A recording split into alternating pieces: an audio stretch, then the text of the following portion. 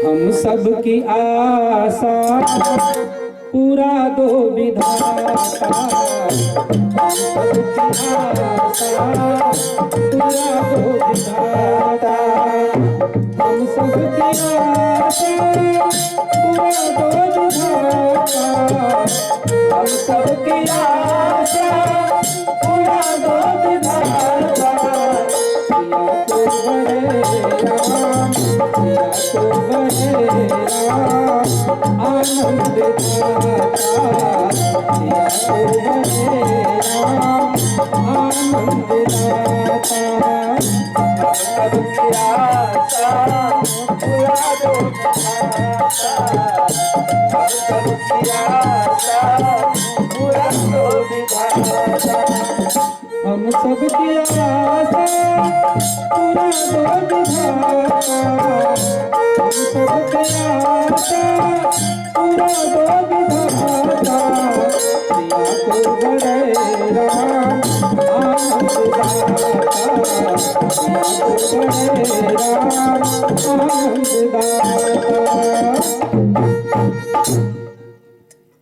प्रथम पूर्वासी की बात को जब दूसरी पूर्वासी सुनती है, रावण और बाणासुर का दर्शन करती है। भ्रात धरोर धीरज चित विचारी, पार करे कर जोर सोई, सब हैं जिनमें रचिसी सवारी।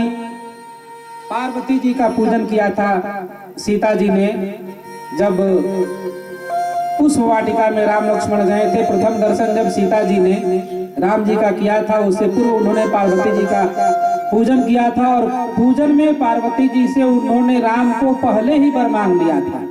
आगे की तो लीला है। माता पार्वती ने आशीर्वाद स्वरूप राम को सीता जी के वर के रूप में दे दिया था।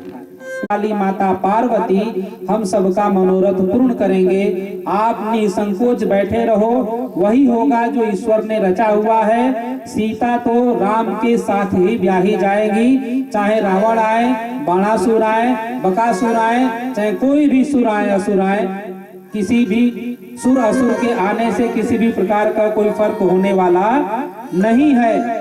रावण अलग अलग प्रसंगों में कहा जाता है, कहीं कहीं बताया जाता है कि जानकी जी रावण की पुत्री हैं।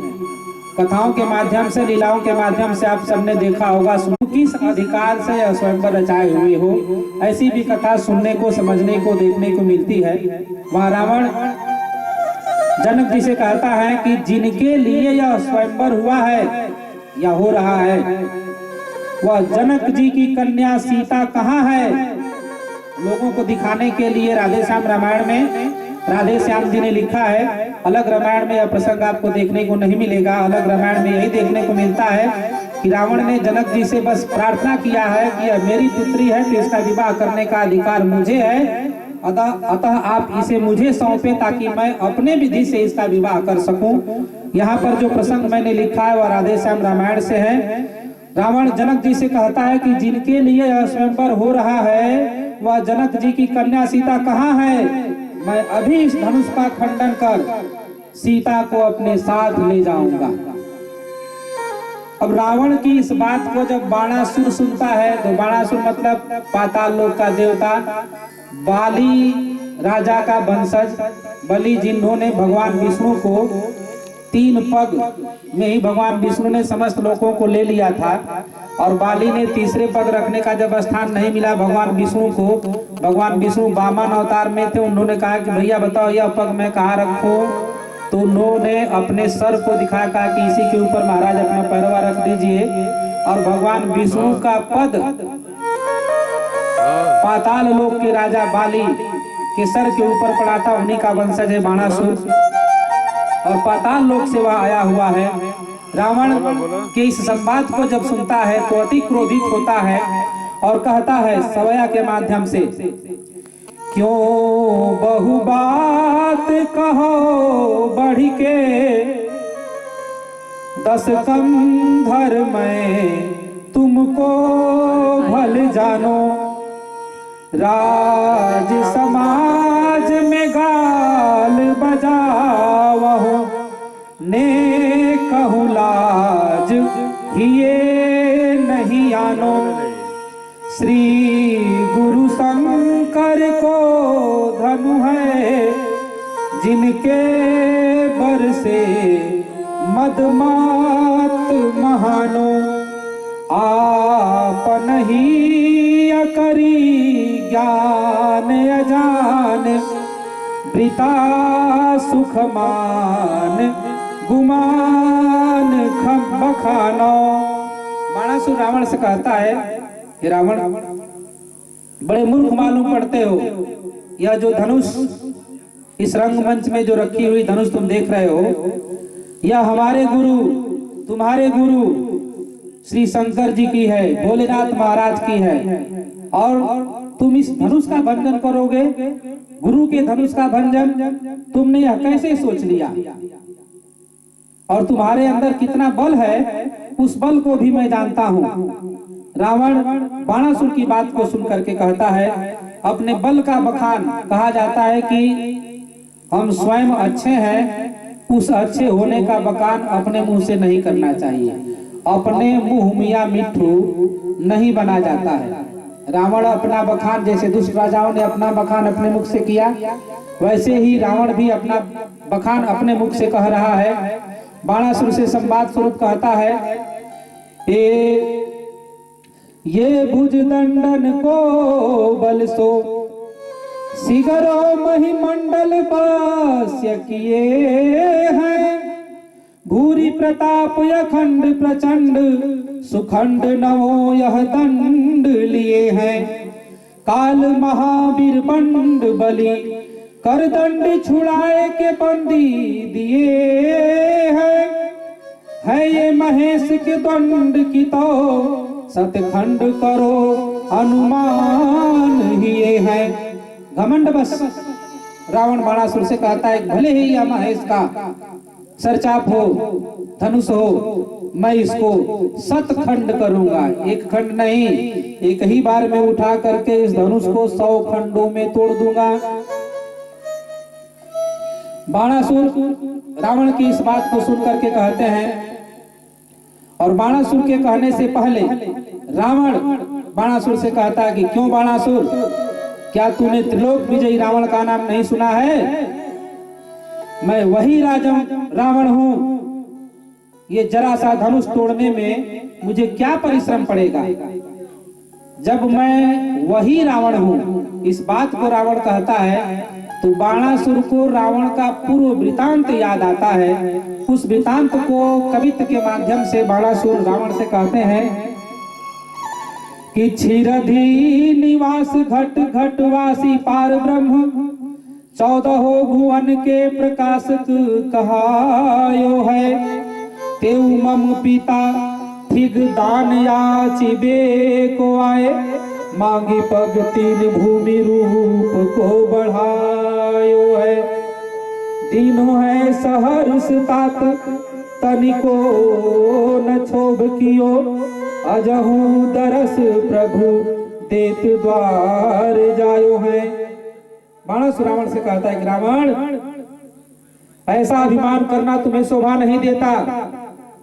हमारे पिता राजा बलि ने तीनों लोग भगवान को दान कर दिया, परंतु हमारे पिता ने ऐसी गर्व भरी बात कभी नहीं कही है। इसलिए तुम्हें ऐसी गर्व भरी बात नहीं करनी चाहिए कि मैं वही रावण हूं। मैं मतलब अहम। रावण बाणासुर को कहता है सवया के माध्यम से, बाण बकै बहुबात वृथा, दिग्पालन से हम नीर भरावे। लोक प्रकाशक कश्यप नंदन, सूर्य नितय कर जय रहे आवे। कंपहि दानव देव सुरासुर, कालहु से पायु चपकावे। सुन रे पिनाक पुरारी हरिऊ, अति ताहित क्यों हम कह डर पावे। बाणासुर की बात को सुनकर के रावण को थोड़ा डर भी होता है, इसलिए वह इस बात को सुन करके कहता है कि क्यों मुझे डराने का प्रयास कर रहे हो? क्या तुम नहीं जानते मेरे यहाँ दिग्गपाल नीर भरने आते हैं, पानी भरने आते हैं, लोग प्रकाशक कश्यप नंदन सूर्य हमारे यहाँ नित्य चमकने आते हैं। हर देव, हर दानव, हर ग्रह को मैंने अपने यहाँ बंदी बनाया हुआ है। हमारी सेवा में दिन रात 24 घंटे ये सब लोग लगे रहते हैं।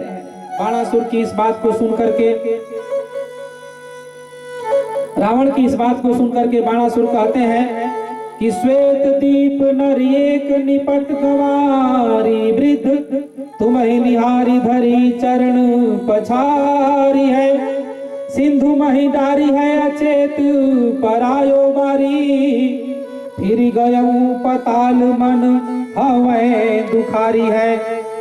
पुनः रावण बाणासुर की बात को सुनकर के कहते हैं कि बाण वृथा बकवाद करे खल, मूर्ख जो झगड़े निज जाने, शंकर बाण कियो जहि शैल, शिवा सुत लय गण भूत समाने, ए धनुहा समचाप सहस्रन और गिरि श्रृंग अनेक महान, बाण सोई कैलाश उखारी कै, हाथन धारे होंगे समान। बाणासुर की बात को सुनता है जब रावण तो कहता है कि क्या तुम मेरे बल को नहीं जानते? बक बक बक बक बक बक बक बक करते जा रहे हो, क्या मेरे बल को तुम नहीं जानते? मैंने अपने इन्हीं हाथों पर बड़े बड़े पहाड़ों को उखाड़ करके इधर से उधर फेंका हुआ है। बड़े बड़े पहाड़ मेरे हाथों में गेंद समान लगते हैं, तो भला यह धनुष क्या है?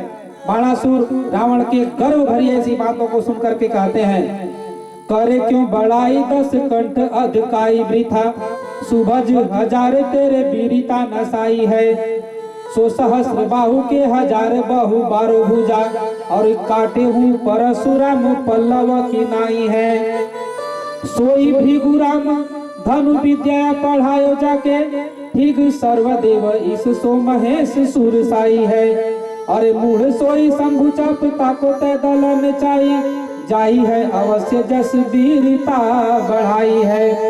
पुरानी बातों का ध्यान दिलाते हैं बाणासुर रावण को कि क्यों अपने मुख से अपनी बड़ाई कर रहे हो? तुम वही रावण हो जिसको सहस्र बाहु ने रण क्षेत्र में पछाड़ा था, और ये जो सामने तुम धनुष देख रहे हो, यह धनुष भगवान शिव का है, और वह शिव जो परशुराम के गुरु हैं, और वह परशुराम ने ही भगवान राम आदि को धनुर्विद्या सिखाया हुआ है, और यह राम समक्ष है, और तुम इस धनुष को तोड़ने की जो बढ़ चढ़ करके बातें कर रहे हो रावण, इसे वापस ले लो, भला होगा। बाणासुर की बात को रावण सुनते हैं तो कहते हैं कि मानता न बैन कुल धम, 12 बार तुझे समझाऊं, बेगहि श्री शिव शंकर चाप को, कंदुक जो कर माही उठाओ, खैची पिनाक मरोरी दलयो, तुझको निज वीर पना दिखलाऊं, बाण करो अब ही करणी, तब रावण लंका पति कहलाऊं। बाणासुर की बात को सुनते सुनते रावण का क्रोध अति चरम सीमा पर पहुंच चुका है। पर लात मत मारिएगा। द्रविड़ के राजा बंदी की तरफ देखते हैं और कहते हैं, काह बकौ बंदी वृथा, तो ही नरंचौ ज्ञान, मेरे बल के तेज से कंपत सकल जहान। ऐसा कह के धनुष उठाने के लिए द्रविड़ राजा आगे बढ़ते हैं, हर संभव प्रयास करते हैं कि धनुष उठे, पर धनुष न उठाने पर लज्जित होकर के वापस अपने आसन पर आकर के बैठ जाते हैं। जब अपने आसन पर आकर के बैठते हैं तो जो बीमती बंदी होता है, कुछ सुमति बंदी और कुछ बीमती बंदी, सुमति बंदी आने वाले बंदी, बीमती बंदी द्रविड़ राजा की तरफ देखता और कहता है, महाराज क्यों भाग चले, नीचे मुख लटकाए, हलवा पूड़ी की तरह क्यों न गए गटकाए। अब ऐसी बातों को जब द्रविड़ राजा सुनते हैं विमति बंदी के मुख से तो और लजा जाते हैं और चुपचाप गर्दन को नीचे झुका करके बैठ जाते हैं। तभी कश्मीर के राजा धनुष को उठाने के लिए उठते हैं। कश्मीर के राजा को उठता हुआ देख करके जो सुमति बंदी होता है वह कहता है, महाराज सेवक की विनय है कि आपके ऊपर बात देव की कृपा है। अब ये बात देव कौन है?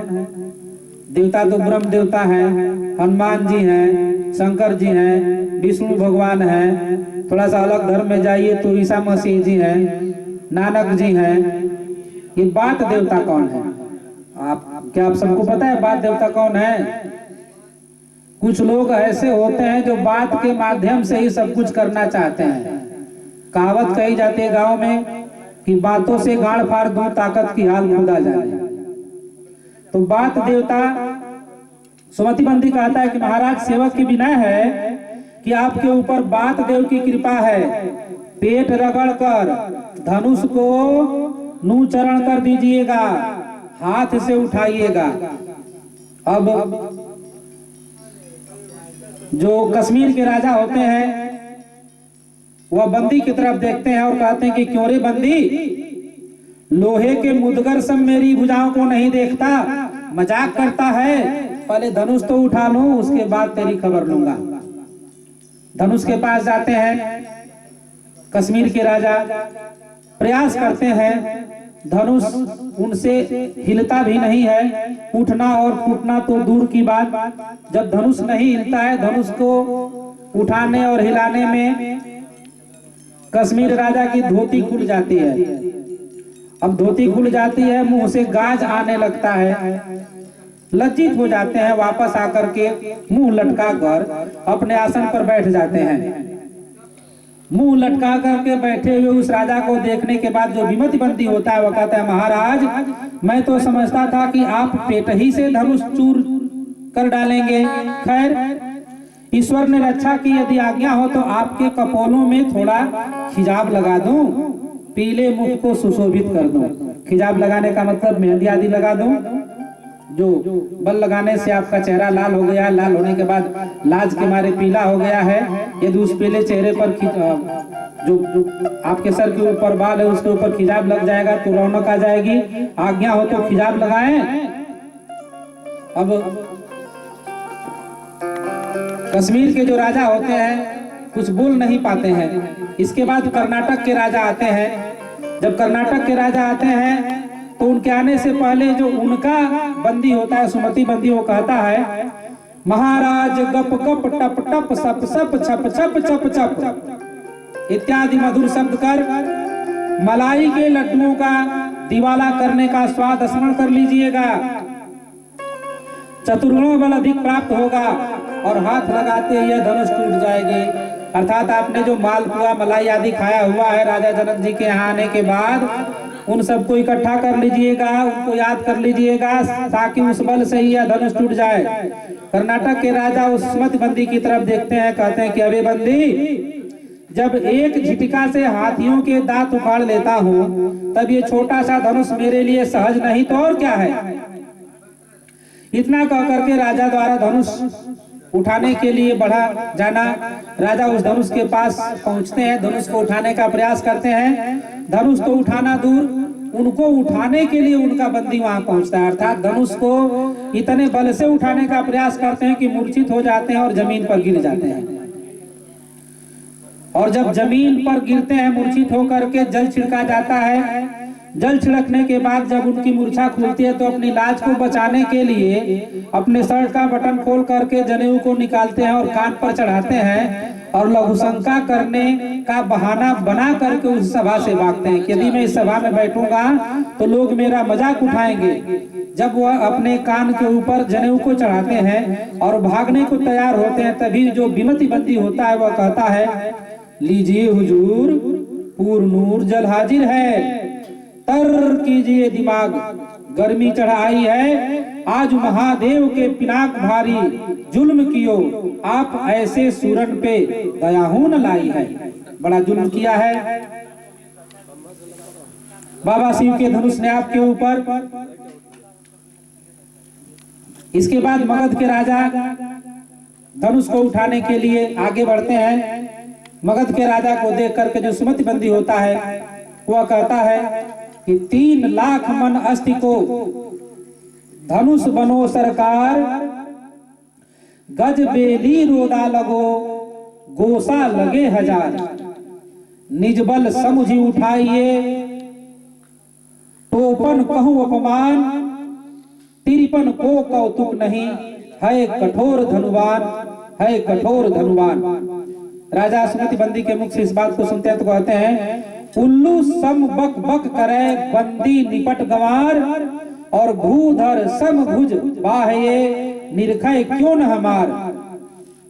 इतना कह करके धनुष को उठाने के लिए आगे बढ़ते हैं। अथक प्रयास करने के बाद भी जब धनुष हिलता नहीं है तो शर्मसार होकर के जो मगध के राजा होते हैं वो अपने आसन पर विराजमान होने के लिए आगे बढ़ते हैं। जब वो आगे बढ़ते हैं तो जो विमति बंदी होता है वह कहता है कि धरहु धरहु पकड़ो इन्हें, बैठाओ मंचान, लड्डू खाने गए थे लगे नारियल खान। अर्थात जब धनुष उनसे नहीं हिलती है, पैर इधर उधर डोलने लगते हैं, तो उनके लड़खड़ाते हुए पन को देख करके विमति बंदी कहता है कि भाई पकड़ो, पकड़ करके इनको इनके आसन पर बैठाओ। ये तो गए थे लड्डू खाने और लड्डू की जगह इनको नारियल मिल गया। भला नारियल दांतों से कैसे कटेगा, कैसे टूटेगा। इसके बाद बंगाल देश के राजा धनुष उठाने के लिए बढ़ते हैं।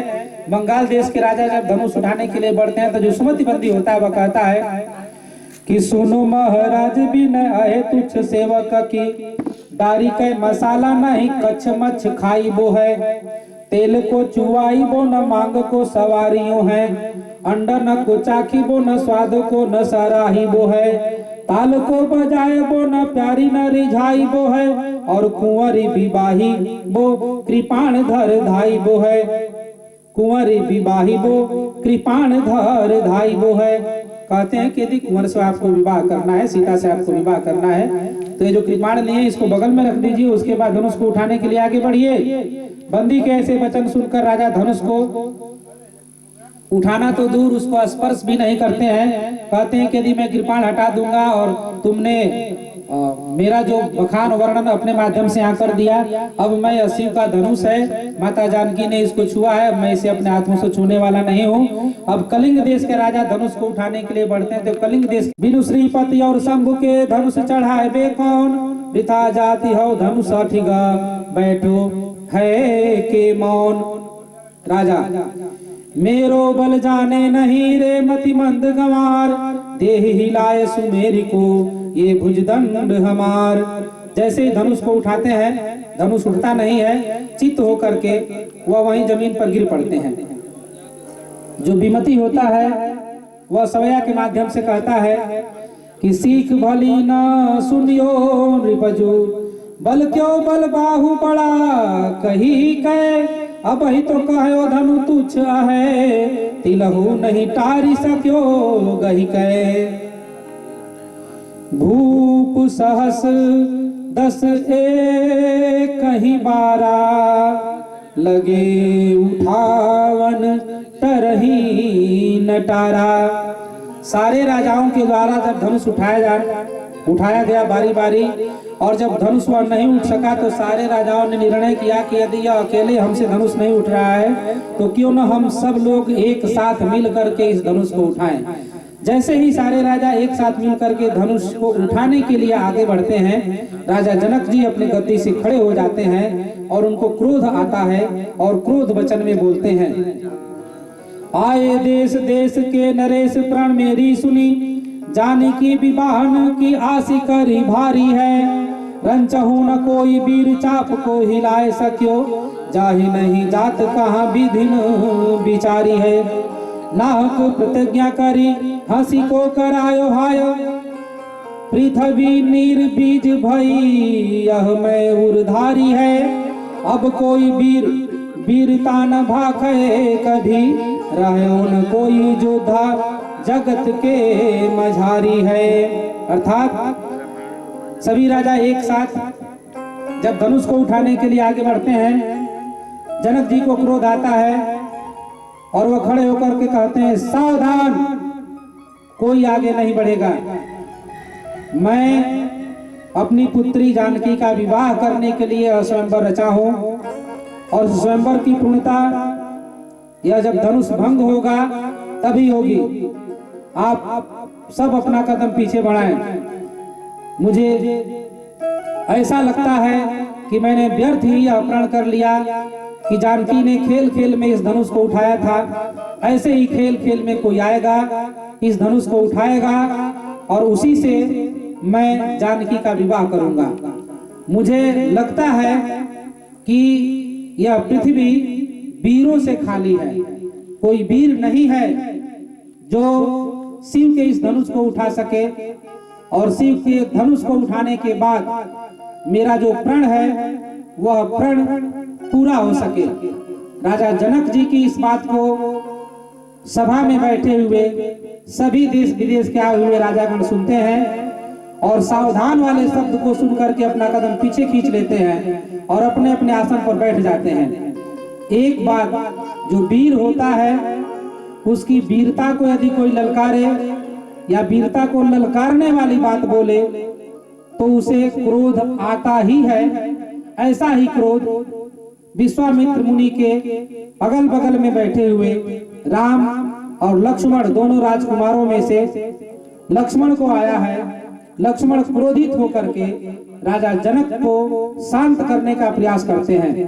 अब राजा जनक और लक्ष्मण का संवाद, राजा जनक और लक्ष्मण के संवाद के बाद भगवान राम के द्वारा धनुष का तोड़ा जाना, धनुष टूटने के बाद भगवान परशुराम का जनक राजा के दरबार में आना और जनक राजा के दरबार में आने के बाद जनक राजा से स्वयंवर रचने का कारण पूछना, राम और लक्ष्मण को आशीर्वाद से अभिषिंचित करना, जानकी को सदा सुहागिन होने का आशीर्वाद देना, आशीर्वाद देने के उपरांत शिव धनुष का भंग हुआ देखना, देखने के बाद क्रोधित होना, क्रोधित होने के बाद भगवान परशुराम और लक्ष्मण का संवाद, भगवान परशुराम और लक्ष्मण के संवाद के बाद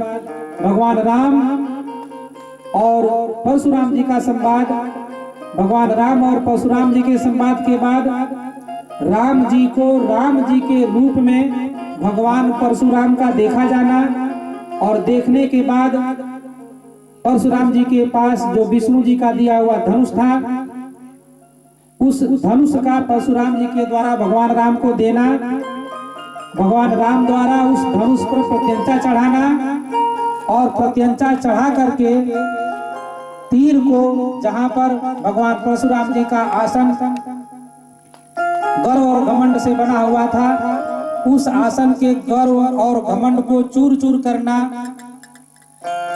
और चूर चूर करने के बाद जानकी जी के द्वारा भगवान राम का वरण करना और भगवान राम वरण के बाद सभी राजाओं का वहां पर उपस्थित सभी जनों का राम जानकी आदि को आशीर्वाद देना। यह कथा यदि 1 जनवरी को समय मिला तो जनक और लक्ष्मण संग रामचंद्र नमस्तुते देवा यद्यत कृता पुण्या मया लोका जिगोषिपा तत्सर्व तव बाणाय भूयात्राय नमस्तुते।